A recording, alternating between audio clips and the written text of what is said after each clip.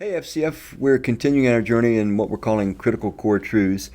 And we spent quite a bit of time last week looking at Genesis 3. And what I've said repeatedly is that if you don't really look carefully at what's happening in Genesis 3, you're not going to really understand the rest of the Bible, because the rest of the Bible is kind of God's intervening and undoing the damage that was done by Satan in the Garden of Eden, bringing distrust and disobedience into existence in the human race. So I hope we remember the ground we covered there, all the satanic insinuations and the distrust and the damage that it did. Now, there's a couple things that we're going to look at. I'm going to leave a couple ideas dangling, and then we're going to focus in a slightly different direction. We'll come full circle on these others. But one of the things that was said about the tree of life and of good and evil, the knowledge of good and evil, was that the day that you eat thereof, you will die, is what God says. Now we know that when Adam and Eve ate the fruit, they did not die immediately.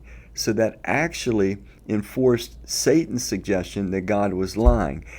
However, Adam does die, I believe at about age 912, and the oldest man that ever lived is Methuselah, 969. Second Peter 3:8, it says, "A day with the Lord is as 1,000 years, and 1,000 years is as a day."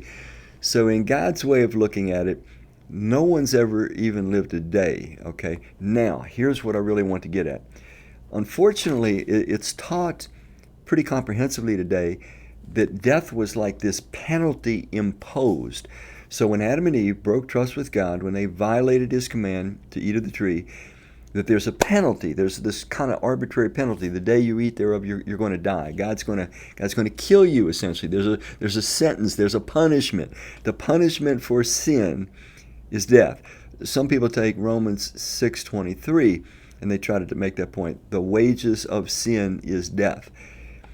But what I believe Scripture is teaching is that when we break trust with our Creator, and when we break his laws, the laws of reality, the laws of being, they bring disintegration, deterioration, and necessary destruction and death.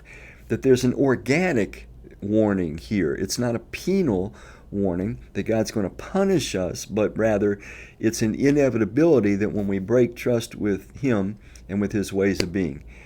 All right, we're going to circle back on these. If that isn't as clear to you now as you would like it to be, hopefully it will be as we go on in days and weeks to come. Let me take you somewhere now, though. 1 John chapter 3, verse 8. So we're way back in the New Testament now. It says, "He who does what is sinful is of the devil, because the devil has been sinning from the beginning. The reason the Son of God appeared," and this is really the key part, the reason the Son of God appeared was to destroy the devil's work.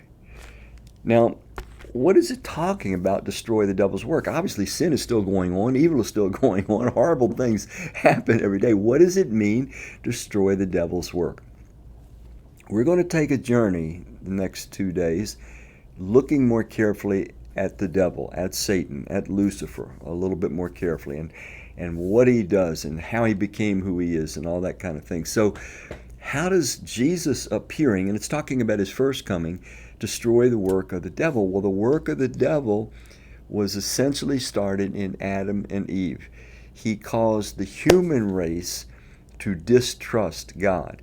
And because we distrusted God, we moved into disobeying God, which brings, like I said, deterioration and destruction on ourselves as well as destruction on other people. So how does Christ coming the first time destroy or break the works of the devil? Well, the satanic slander, remember in the garden we covered it, that he insinuated that God doesn't tell the truth, that God just tries to hold us back. He wants to deprive us of good experiences. He wants to keep us dumb and down and dependent and all those things.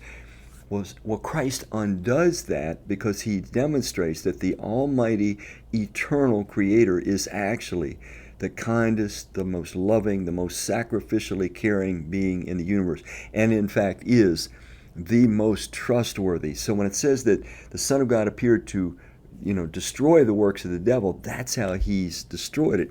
He destroyed the satanic slander. He exposed it as just that, as slander. Now we're going to keep this theme going, but like I say, our focus for a while is going to be on Satan. I don't mean to creep anybody out, but there are some important things that we can learn from this. So we'll close out there for today.